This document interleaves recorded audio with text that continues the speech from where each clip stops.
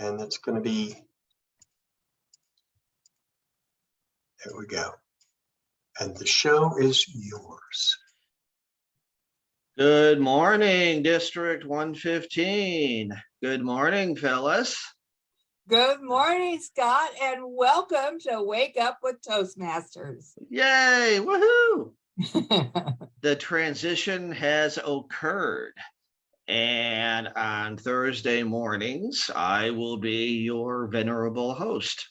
And Phyllis will be I'm Batman, she's Robin. How about that? Let's put it that way. Or she's Wonder Woman, actually. She's Wonder Woman is what she is. So we'll have to get her a brand new T-shirt with the Wonder Woman insignia on it, or a golden lasso or something, I'm sure. So I thought what we would do this morning in the time that we have is, Phyllis, we're going to treat this as a rather extended table topic session with you. So get to know you a little bit more, primarily for my benefit, but there's also probably some people in District 115 who don't know you as well as maybe they could in terms of your Toastmasters journey. So let's talk about and share what you wish, obviously. Talk about what made you decide to join Toastmasters, whether it was District 115 originally or not, and what you were looking to get out of it when you joined. I'm curious. When I joined, we were actually part of District 33. And what happened was that my nephew wanted my sister to go to a self-help group, and she would not go unless I went with her.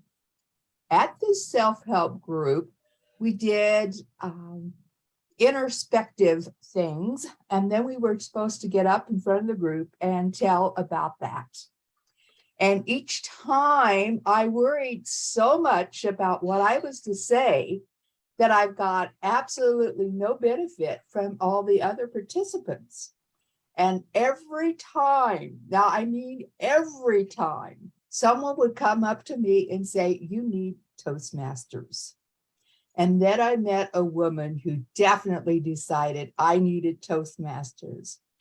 And every couple of weeks, she would call and invite me out to breakfast, Toastmasters tomorrow. Or can I pick you up for Toastmasters tomorrow? And after 7 months, one of my other friends that I met at this same group said, I am going. Are you going? And so together we joined Toastmasters. What I expected to get, I have no idea. I just knew that people were saying, you need this group. And after you go once, you understand why you need it. They are extremely helpful. Everybody is there wanting you to succeed and willing to help in every way they can. And my first meeting, we did what was called introductions. So everybody had to speak. We were to interview the person next to us, and when it was our turn, get up and introduce them to the group. I was petrified. I didn't say a word. The man next to me had to introduce me because of my smile and being the newest member. When it was my turn, I stood up, I looked straight at the timing light, and I rattled off the few things that this man had told me about himself. And as soon as the light turned green, I sat down, and that was the end. He put his arm around me and he said, hon, you're going to be great. He proceeded to tell everybody that the table was moving into the center of the room, and he had to hold on to it because I was so nervous. And that was my first table topics. Since then, it has become my favorite part of the meeting. So to tell you some of my background, that was 25 years ago, and I am wow still from Toastmasters. Good for you. My goodness. So you have not only climbed the ladder in the communication sense, Mhm. but based upon your signature, you have climbed the ladder in the leadership sense. Distinguished Toastmaster, et cetera, et cetera.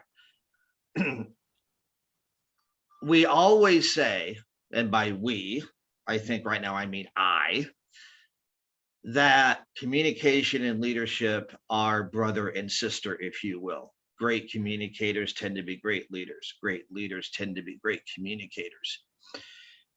Talk a little bit, or maybe not just a little bit, about that leadership journey you have been on and continue to be on, and maybe your fondest memory thus far within Toastmasters leadership. I'd love to hear about that. All right. I think we all are leaders, whether we realize it or not. We are setting a pace for others. In Toastmasters, I was in the legacy program, which meant we had booklets to work with. And you just kind of proceed, one booklet after another. And all of a sudden, somebody asked me to be an area director. Uh-huh. And I went to one of my mentors. You have several mentors when you're in Toastmasters, people to help you with different things along your path. And I went to one of them and I said, do you think I can do that job? Oh, yeah, she said. No problem. You can do that job. And she said, you have only got a couple more things to do and we can be a distinguished Toastmaster, meaning me. I said, great, Right. because it was something that I never ever thought about doing. I just did the speeches as they came, one at a time, and whatever was needed along the way. And so I became an area director, at that time governor, and I enjoyed it. And then eventually I thought, that's kind of the end. And then I thought, nope, I want to be the division governor. Right. And so I ran for that against a friend, and he beat me by 3 votes. Yes, we got it. And I had already lined up all of my area directors. I was just sure of myself, right? So the next year I had to run again and get all new area directors. But at that time, you get people to volunteer. And I had no problem doing that. And so at the division level, I thought, well, that's the end. I will never do anything else. And then eventually someone had to quit and they asked me to be a replacement. And I was a replacement. And at that time, we were still doing, of course, District 33. So I had to go over to California. And I went over to California and I figured out that this was what was missing in my life. Mm-hmm. It was probably 10 years, and I had gone to all 5 conferences or meetings, whether they were in California or not, for like 10 years. And I was really missing being on the inside and meeting all of my friends in California. And at that time, they were saying they did not have anybody to run for marketing, which is currently growth. And I thought, well, what do you think? Can I do this? So I went up to Kay Collis and I tried to ask her, and she said, I'll talk to you in a minute. She was in a meeting. About that time, Pam Ranieri come up to me and she said, I didn't think you were ever going to volunteer. And somebody else turned me around and shoved me at the committee chairman. And I was then on the list to run for marketing. And marketing probably was my stall. So why I never did it, because I'm not really great with sales. Mm-hmm. But right. Once you volunteer, you have to put yourself out there. You have to do what it is that's required of the program. So I followed a great personality, which was Sherry Parker, and she understood sales, and she would help me go out and do cold calls. And from there, it all continued on to the leadership, to being district director. And what is my fondest remembrance? Well, as the district governor of the year when International would be coming to Las Vegas, I was asked to go up on stage during the World Championship of Public Speaking and invite 3,500 people to come to Las Vegas the following year. So it was only 2 minutes, but it's like I was a person that only talked to one person at a time. And all of a sudden, I'm in front of a group of 3,500 plus people. It was like, wow, this has really grown from what I thought was a little bit of confidence to a whole lot of confidence. Right. That's really amazing. And as you were talking, I was thinking about how a new member of our great organization feels when they are about to give their icebreaker speech, or their very first speech, icebreaker, obviously under the old legacy program. And I don't really think there's much of a difference. It's new. It's something you haven't done before. But we all know, and by we, I especially mean I, that growth happens outside your comfort zone. It happens when you're doing things that you may not really think you're ready for, but you raise your hand and say, yeah, I'll do it. And it's kind of the way I wound up in Club Growth Director this year. That's another story entirely. So I know one of the requirements, if you want to call it that, of Distinguished Toastmaster is this thing called and I think back then, years ago, it was called High Performance Leadership Project. Yes. Now I think it's just called the DTM Project. I think that's what they've renamed it. I have always looked at that as a little bit of a nebulous concept, like, well, what in tarnation are they talking about? Can you tell us a little bit about what yours was, and maybe the biggest thing you learned from having gone through that process? Because I think it's really good if we get a better understanding of what that's all about. Absolutely. It is a program whereby you perform as a leader. You need a committee to work with and be able to show that you have led them in a successful program. Many of the people that I was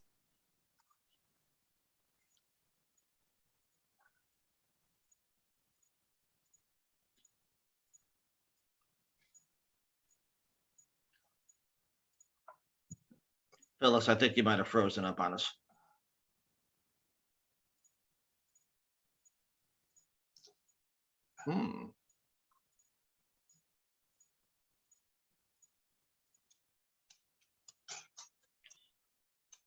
Looks like she froze. Okay.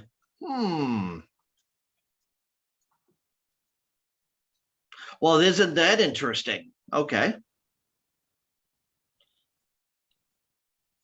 Phyllis, if you can hear me, if you can, yeah, go back out, come back in. That'd be great.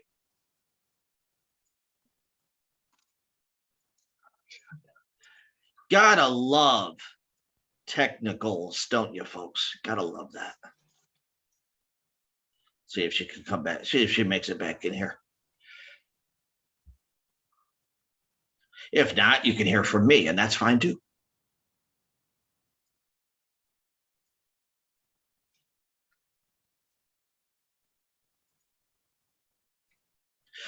Well, while we're waiting, I could talk to you all a little bit about where we are at. The new year, obviously, just started 7 days ago. And we are hard at work on many, many things. one of which, of course, is the remote or virtual Leadership Institute coming up on Saturday. And a lot of great classes going on. So if you have officers that have not yet been trained, golden opportunity for that to happen this coming Saturday, and get that requirement done for the Distinguished Club point and such. Really great idea to have all of your officers trained, not just the minimum that Toastmasters puts forward and such. So anyways, more about me. I joined Toastmasters years ago. And by years ago, I do mean years ago, back in District 53. District 53 is the Albany, Schenectady, Troy area of New York, upstate New York. And as Phyllis was saying, I joined it not necessarily knowing exactly what my journey would look like, not necessarily knowing where my journey would take me. And gave several speeches, got my competent, back then it was called competent communicator, also competent leader, because I had served as a club officer for a year. And, oh, there's Phyllis. Decided to, as Phyllis was talking about in her own journey, decided to go into leadership at the district level, area governor, as it was called back then, division governor, as it was called back then. And then, of course, this year, taking on the role of club growth director and enjoying it a great deal. When I was division governor back in the day, Richard Peck, who some of you may remember as international president and now I believe acting international president, was district governor at the time, and had the opportunity to work with him directly and learned a great deal about leadership from him. He is a tremendous leader, tremendous man as a whole, and enjoyed it a great deal. So Phyllis, I think you're back with us. I didn't know what happened. My computer shut off, but just automatically. I was going to say I'm talking to a screen that stalled, and then all of a sudden it just shut off completely. Oh, I'm my sorry. word. No, it's perfectly okay. I going back to your DTM project, Mhm. Would love to hear the rest of that story and what it was about and such. Well, I don't know where we stopped at. But my high performance leadership consisted of my first contest as an area director. And I actually made a spreadsheet with all of my clubs on it. I had 6 clubs at that time, and all of the roles that would be filled. And that includes getting contestants from each club and judges from each club and who would do cleanup. I just made it very, very detailed so that everything would be shown. Mm-hmm. And I would be able to control everything and have a successful contest. And it worked out very well. In fact, I used it for my second contest. And I have given my spreadsheet to many people who were working on a contest. And I think one of the things also is that the contest was approved by, and everyone was working toward a success. And that includes the people from each one of the clubs where we met in a meeting and discussed what would happen in that contest and who would perform each one of the duties. So at my first meeting, I got each club to take a role, not necessarily the person that was in the role, but that they would be responsible, like for setup or cleanup, providing a Toastmaster anything that was connected with it. And then eventually when they gave me the person's name or names, then I put that in my spreadsheet so that everything was detailed, and it worked very well. What was the biggest lesson you learned out of this whole process? Or maybe there was more than one. More than one. Well, I'm sure what it is that you cannot guarantee that everybody will perform the way you would perform. You have to let them do their method, way they want to have things succeed. Yes, you can check on them, but it shouldn't be demanding. Right. That you should, yes, check. And that was one of the things I didn't necessarily check. I assumed that once one thing was taken care of, it was taken care of. And you have to do some checking, and you have to have a time limit. It's like, 2 weeks before the contest, I need to know this to make it happen. So you need to set a timeline for the people to be able to do the work that they were going to do, or find the actual people that volunteer to do the work. Right. So making sure not to micromanage Right. might be a really good summary of that. Well, that's tremendous. I know that another member in District 115, I believe their DTM project was their wedding. And Dana. Yes. Indeed. Yes, of course. Yes. And I was there, and it was successful, but that was it. It's like finding all the parts that go with it, and having a wedding on the 1st of July, which coincided with him becoming the district director, and all the parts that have to go into a wedding, and making it a part of a Toastmaster-like contest. So the things worked really, really well. Right. So I think the lesson from this part of your journey, and I need to hear this as much as anybody, is that this isn't necessarily some sort of mind-blowing, earth-shattering type of deal.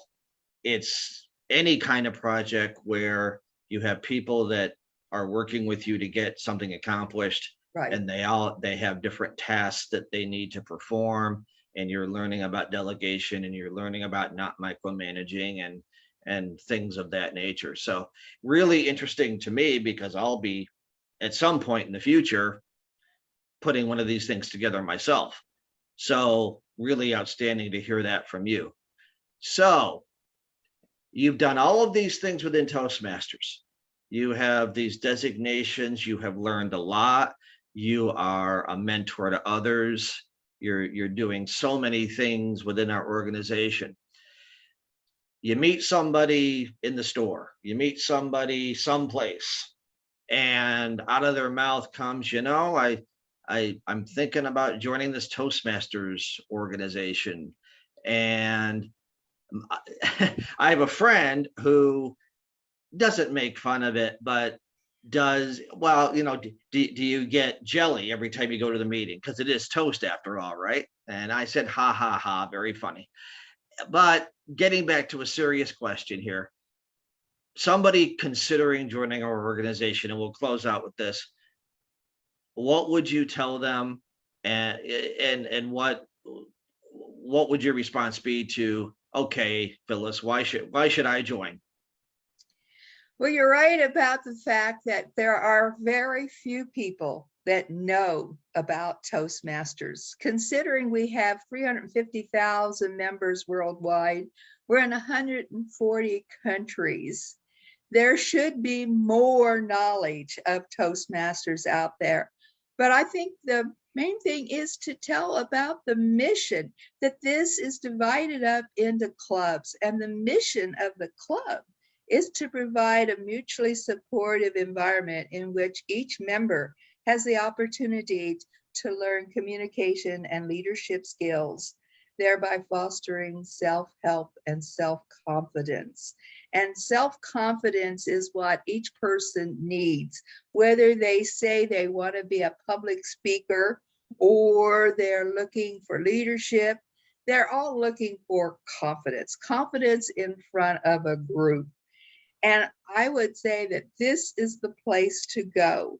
You're going to have approximately 10 to 20 people that you talk in front of, but they're all going to be there to help you along the way.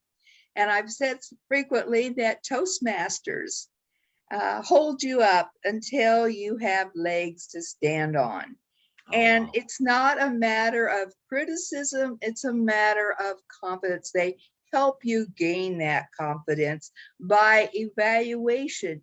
Sometimes in the beginning, it's very gentle, but it's still an evaluation. What can you change about the way you do your performance, your speaking?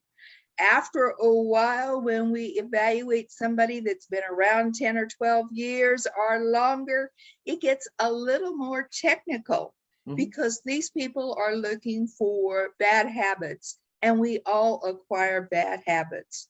One of mine happens to be wanna, and it happens to be, and I found out that comes from my friends back in Indiana. They both say it every other sentence. And so when I return from visiting, I have this bad habit to get rid of, And, we help one another to get rid of the bad habits and to learn to have the confidence to speak in front of any group. It's like today. Scott gave me no warning, people, no warning at all, that I would be your interview for today. But we have the confidence in ourselves to speak up and say whatever it is pertinent for the question asked. And that's one of the confidences that comes from Toastmasters. And the confidence is what gives you the confidence to be the leader and be the instructor and stand in front of a group and talk about what your experiences have been. And I think you brought up something indirectly that we can close on for today, and that is, even if it's off the cuff, even if you haven't had any preparation, if you're talking about something, number one, that you know a lot about, and you know a lot about yourself, but also something that you're passionate about, it doesn't take a lot of effort or a lot of thought to give us a lot of content and give us a lot of great ideas and great advice and things of that nature, because you've already lived it.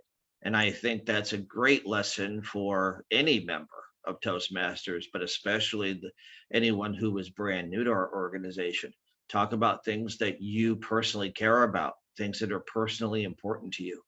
And great lesson. Phyllis, thank you so much for being my guinea pig today. And we'll see you same time next Thursday. And I wish you the best. Have a great weekend. District 115, have a great weekend. Remember Leadership Institute this Saturday. Anything you want to say, Phyllis, before we end? I just wanted to be sure that you reminded everyone that this will be the Zoom TLI, the officers training, and it is the last one. So if you have not done training and you are a club officer, we'll see you on Saturday, 6 o'clock. We will indeed. Phyllis, thank you so much. We'll see you soon, okay? Goodbye, everybody. Take care. Bye.